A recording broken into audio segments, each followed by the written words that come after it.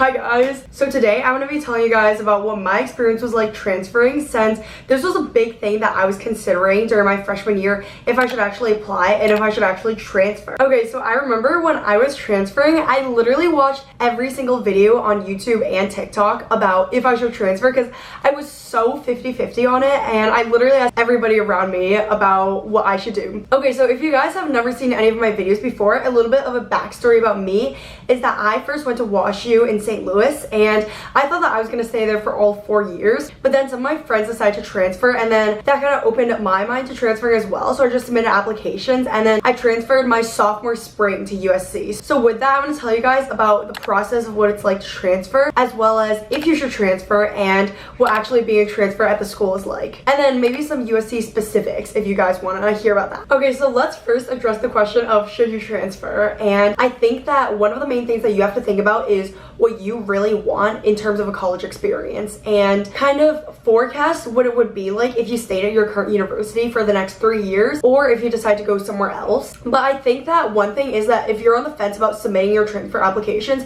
I would just go ahead and do that, because you don't know what your options are actually going to come out to be, and it's hard to really evaluate conceptually about a what if you don't have that result yet. So I would say that after you actually get your acceptances, then you can realistically compare the pros and cons. But one thing that I did that really helped was I created my own pros and cons list about what staying at WashU would be like for me, and then I also talked to a lot of people about it. Okay, so let's go into some factors about if you should transfer. So the first one is the community around you, and I would say if you feel like you haven't found your people and you don't really feel good at the school, I think that this is dependent on you. If you feel like you can go out and branch out and meet new people in the next year, and this is the only thing that's holding you back, I would say that a lot of people meet their groups sophomore year, and it's not too late for that if you join clubs or other organizations or just meet people in your housing. But also, if this is the main factor for you and you don't see yourself making new friends, or you just don't find yourself fitting in with the community values, then maybe you might want to look into transferring. But I guess the way that I would break this down into are things that you can change and things that you cannot change. So things that you cannot change are the location, the job connections that your school has,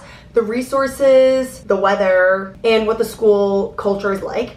Things that you can change are the people that you surround yourself with, amongst a few other things. And I think that especially with these factors that you cannot change and you want to look for elsewhere, then that is reason for transferring, because again, you don't get a reward for staying at your current school and just sticking it out. Like, if you know that you can be happier somewhere else, or you know that you're meant to be somewhere else, then I would just say go for it. And I know a lot of friends that also transferred along with me, and none of them have regretted it. So that is one thing. Okay, and now on to the process of what it was actually like to transfer. So it has been like a year and a half since I've done this, but for most of the school deadlines, they're around February and March, and I did not start until the middle of February. You just have to stay on track of everything and make sure that you get all the deadlines, because a lot of them require transcripts as well as other types of forms that your school has to provide, as well as letters of rec. So make sure that you have good relationships with at least 1 or 2 of your professors. And then the essays are not that bad, because a lot of these schools reuse the exact same essay prompts as they did for freshman years, so you can kind of just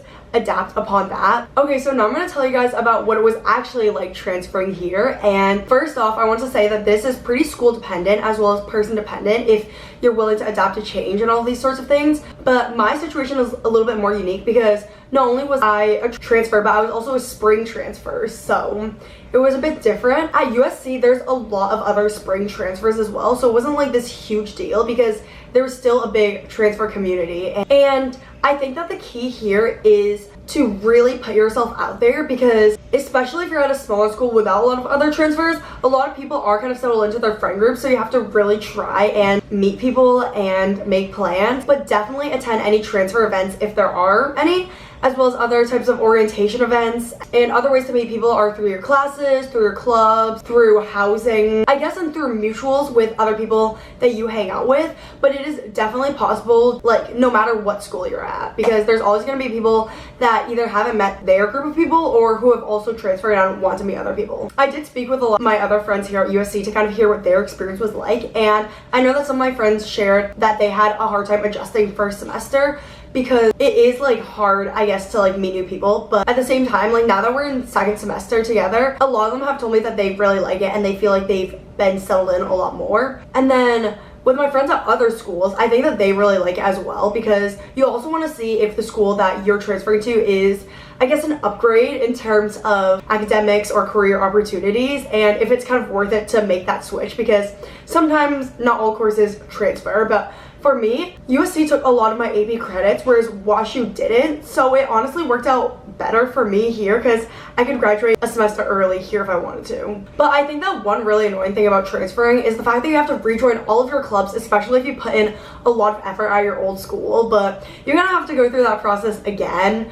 but it's also a good way to meet people. Oh, and then catching up with other things. I think that your school shouldn't make it too hard for you, but you can meet with your advisor or talk to other people who have gone through this, who are a year above you or something like that. Like, there's always people around that are willing to help out. Okay, another good tip for transferring is seeing if your school has a transfer page, and a lot of people post on those, and it's good for you to meet new people, because I was considering either coming here or to Northwestern, and I remember that they both had pages, so you can look through that as well. But I guess main takeaways here are, if you're on the fence about transferring, put in your applications and then see the options and actually compare objectively both pros and cons. But as well as, I feel like you kind of also know in your gut too what you want, and I would just go with that. You don't want to live with these regrets, and college is so expensive. So if they're like similar prices, then just like pick the college that you know you're gonna be happier at. It's more worth it. Next, process of transferring, make sure that you have all the deadlines in check as well as checklists.